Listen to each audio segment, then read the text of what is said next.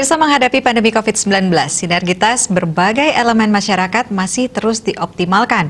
Di Bali khususnya, peranan desa adat menyentuh langsung lapisan masyarakat yang sampai saat ini terus mengedukasi kerama, terutama mengenai pelaksanaan regulasi terbaru terkait COVID-19.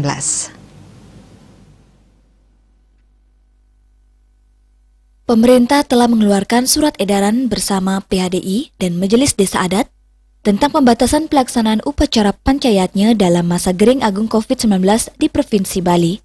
Hal ini langsung mendapat respon dan tindak lanjut oleh Desa Adat untuk memberikan edukasi dan menerapkan di lapangan sesuai regulasi yang berlaku.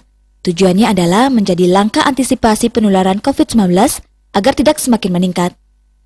Kami di Desa Adat tunjuk untuk tetap memberikan edukasi dan imbauan dan surat edaran dari Guru Wisesa, demikian juga dari PADI, dari MDA, Provinsi, Kabupaten. Kami di Desa Adat Tunjuk sudah membentuk Satgas Gotong Royong berbasis Desa Adat, dan yang sumber dananya kami juga dari APBDes Desa Adat.